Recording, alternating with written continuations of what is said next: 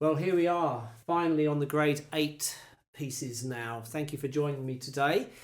We're actually doing the Alla Turca by Mozart, the A1 piece, which is a good fun piece to play on the piano. It's a very well-known piece of music and a good example of Mozart's playful piano compositions. This one here tends to be thought of quite often as a very fast piece. People tend to think of it as that sort of speed.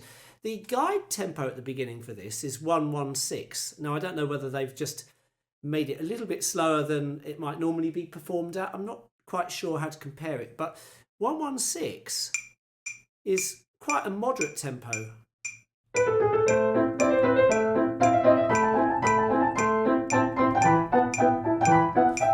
It's quite sort of held back in a way. It does say allegretto though at the start, so it's not a piece which is to be played presto or allegro. It is kind of held back a little bit there, so that needs to be borne in mind when practicing it. Also, it's not going to be as hard to play in the exam if you're not rushing through it at 100 miles an hour. Okay, now the other thing to keep in mind before I play it to you is that there are repeats required in some of the areas. Now, if you've taken lots of grades before, you know that generally you don't have to repeat anything in exams. But if you look carefully at those footnotes on page 1, it does say there in bold font that in the exam, repeat the first 8 bars and then bars 25 to 32 and bars 89 to 96. We'll talk about that in a few minutes. First of all, let's play it. Here we go. And firstly, I'm going to remove my phone out of the way. You'll notice I've got photocopies here, which just kind of makes sense for saving the awkward page turns later on. Although I am going to try and turn the first page as I play it to you. Here we go.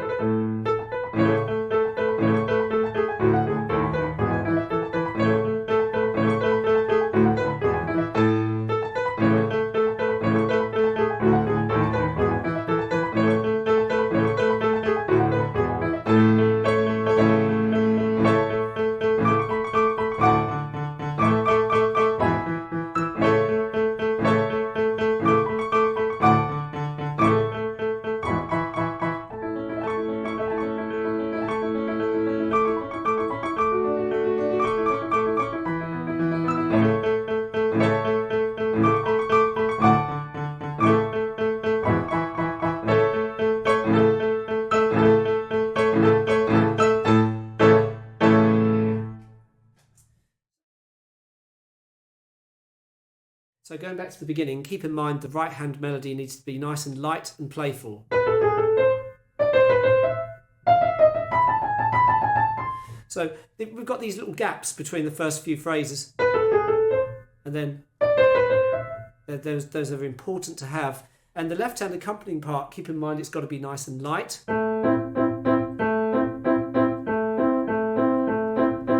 if you make that too loud, you're in danger of overshadowing the melody. It's getting in the way. So make sure that that is really underneath.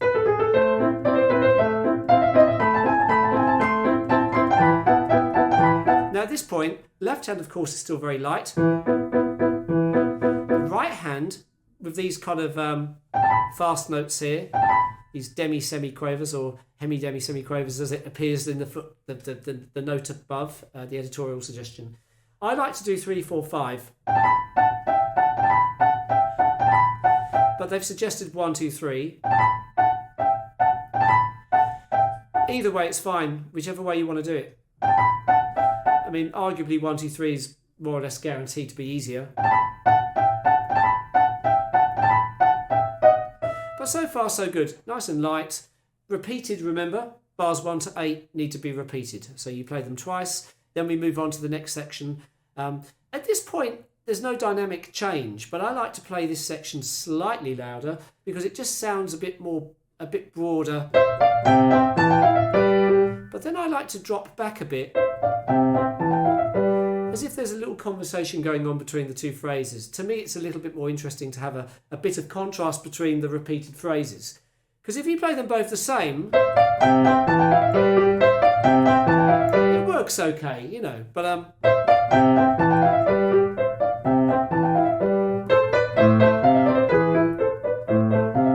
to me that's quite charming to do. And then we're back to the main melody.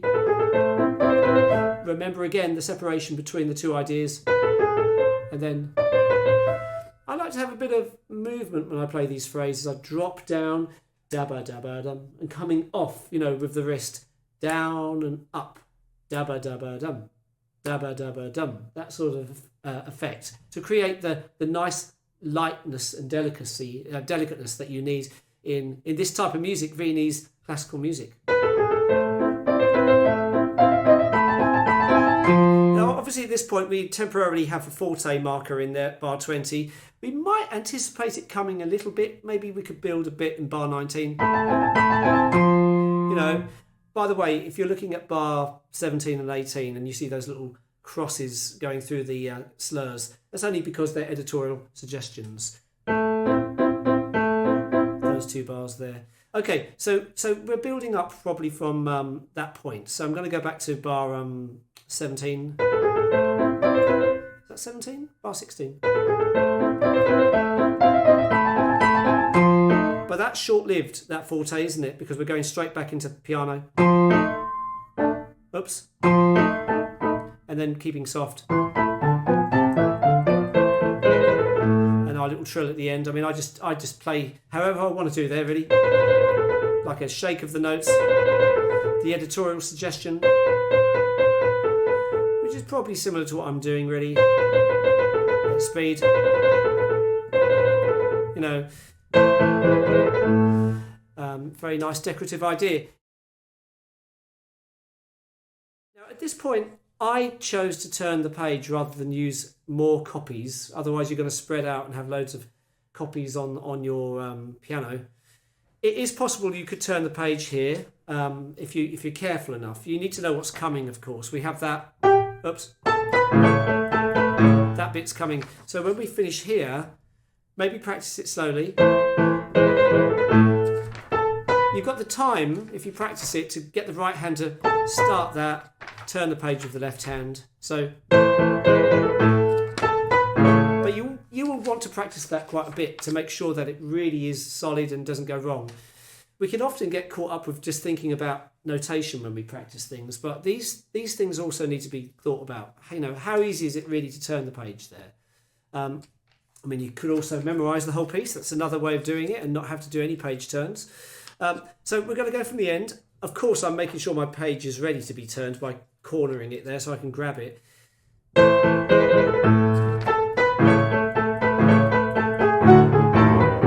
Now, this bit's obviously very bold and it's forte. You don't need to pedal anything here, really. Left hand is just doing broken notes. You know, so that's straightforward. Just an arpeggio. Elephant T is the rhythm. rush these too much, because you know, if you're practicing it, you want to get that kind of. Just take your time, and then we put it hands together. Those left hand notes are picking it up just before the together notes. Sorry.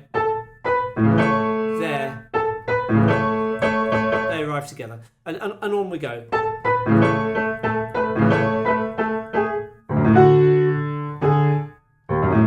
Watch out for this diminished. F is still sharp, of course, in that second.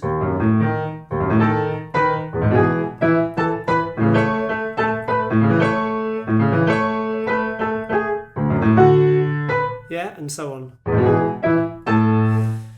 That section also has to be repeated. So bar 25 to bar whatever it is, 31 or whatever it says in the footnotes here.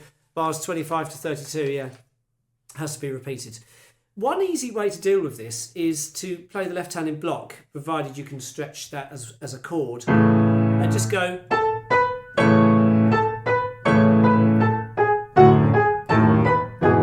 Now, some of you with smaller hands might struggle to do that, but actually it would be a good idea to just block outline it. So 2 beats on the A, and again, then. And you're training your hand just to lock into the shapes. So that's all you need to really do on that section. Then we're reaching a totally different point now. We're about to play this lovely little line of notes coming up. All of this is just basically played quietly, so we don't need to talk too much about this. Just watch out for the fingering. The occasional numbers are written in, and they're a good guide as to how to play it. It's quite straightforward. All of the finger numbers written in there, I agree with. I think they're good things to do. So just keep an eye on that, and do practice this slowly, because you want to build up a kind of continuity in that. It's no good if you're playing some of the notes fast and then some of them are slowing down, and so on. A good way to practice it is in groups of 5 notes. So the first 5, and then from that point, and then from that point, and then from that point, and then you can gradually build them into groups of like 10 or something like that. Groups of 9. And maybe from there, F sharp. And of course, you don't have to go that quick. Memorization here would be a very good idea. So, you know, can I remember the first 5 notes? Good. Can I remember the next 5? And build it up like that. That's a good way of approaching it. We've got a few B sharps kicking around, haven't we? And E sharps in that section, so you've got to be very careful. Left hand, of course, is still very light. I'm tending to think of each pair as a slur. It doesn't say that, but it seems right to play it like that. So that's how you can play it.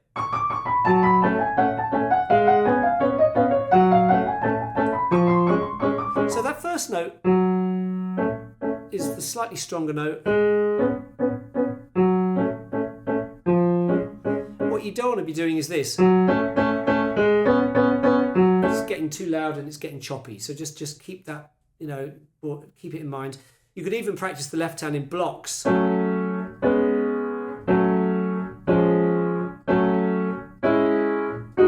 It's probably a good idea to do that, actually, because you can really focus on getting the right hand good.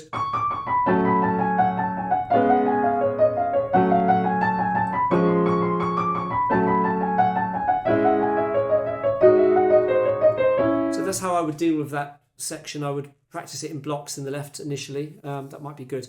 Okay, and really going on to the next section is a continuance of you know. Notice the switch of finger actually as we get into bar 42 to a 4, then a 5. You could isolate that bar. Try the whole lot. And that's that. And then the next bit, just A major scale really.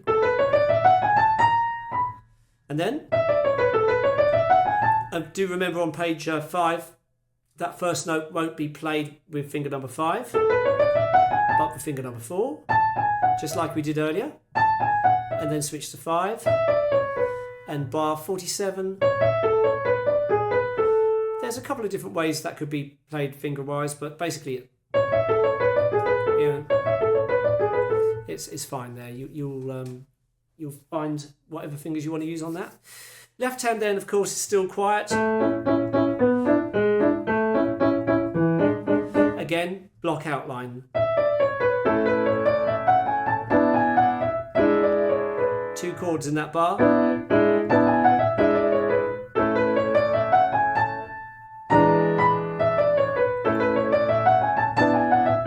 Oops, oh, that went wrong. That's the vulnerable bit actually there. And then, with whatever fingers we're going to do there. I haven't quite got that right, but that's it. Okay, so we can move on from that. And again, going on from that point, bar 48. That's the same as earlier anyway, and that's that section done. Okay, let's talk about the next bit. Oh, bar 57, it's exactly the same as the earlier idea. In the right hand, but the left hand, of course, is that... Oh no, it's the same exact thing as bar 25, isn't it? It's exactly the same, yeah. It's exactly the same. That section there, I don't think that needs repeating. No, it doesn't. So, bar 25 to 32 needed repeating. But not this particular section, which is really the same idea again. Then we come back into... So nothing new there. So before you know it, we've got to the end of page 5 and there's no problems, hopefully. Now, bar page 6. The page turn here, if you tried to do it, would be a bit awkward because you've suddenly got to turn the page and then go. I mean, arguably, the right hand is starting that section, so you know.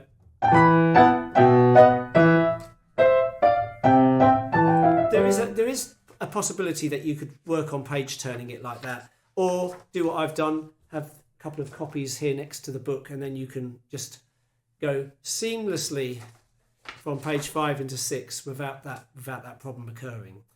Okay, so moving on from there, that's the same stuff as earlier.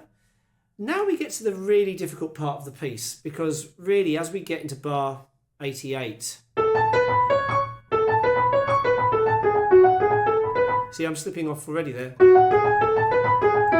It's very, very hard to get that right. A good tip here is just to play it slowly and try and do an A major scale. You can start from the middle of the piano in broken octaves. You could even start in the key of C. Or if you don't want to be bothered doing such a long exercise, do 5 notes. And practice just going up and down. And maybe try a broken chord in the key of C.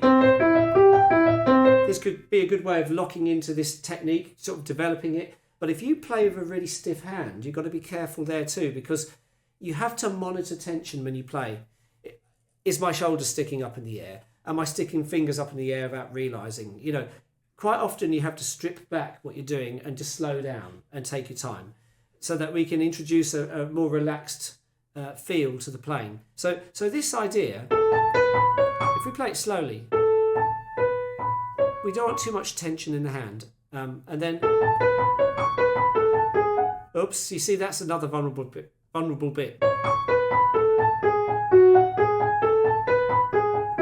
That's what we're dealing with there. So just slow practice. At least you've had the chance to play that idea earlier. Now, in some of the videos that I make, I do sometimes advise viewers or students to work on later parts of the piece early on. So rather than learn the beginning of the piece, work your way through it, and then eventually get here and get really stuck and bogged down with the difficulty of this, start working on this really early on in your learning process. You could even maybe start learning this first But once you've done the earlier idea, start breaking it up very early on. Because I can tell you now, it's a very slippery section to get right. Obviously the left hand isn't doing anything different. It's still arpeggiating, it's the same part as earlier. Once we get past that, we're on the final leg of our journey here. We're now reaching a new theme. No, we're not, it's not that.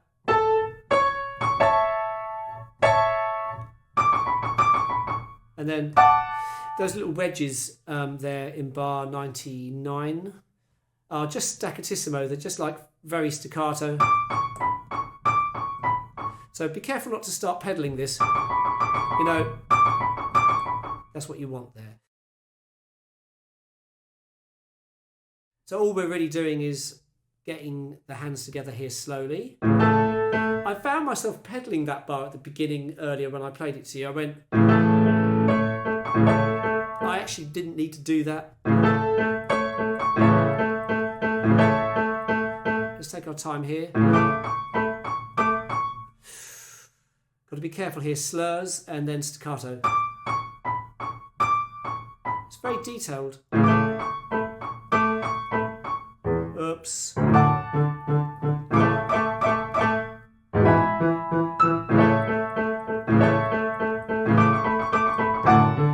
For some weird reason, I actually find it easier to play this fast. I seem to do less wrong notes. And then this final section, I can't help but feel from 109 that I want to pedal it slightly, like kind of to make it a little bit more romantic. But then on bar 112, I come off.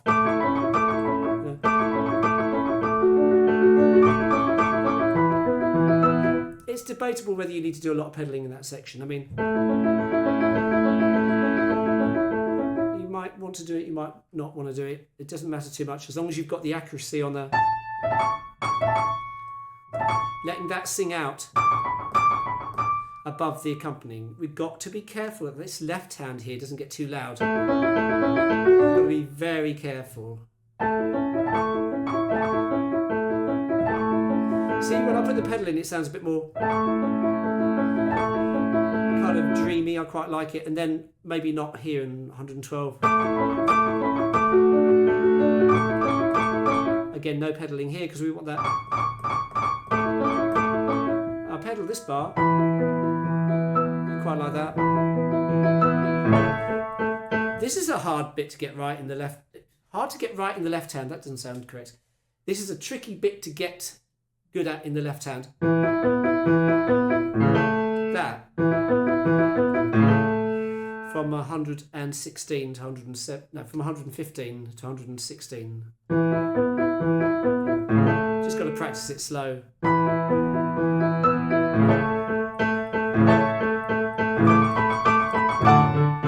Obviously, this is a loud section now. Or 4-note chord.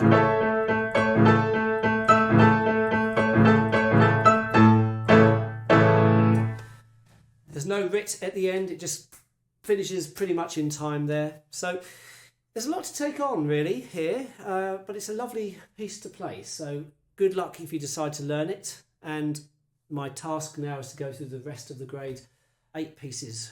So that's going to be a busy time for me for the rest of this year. And hopefully you can watch some of these other videos I'm going to make. So thanks for watching and catch you around. See you soon.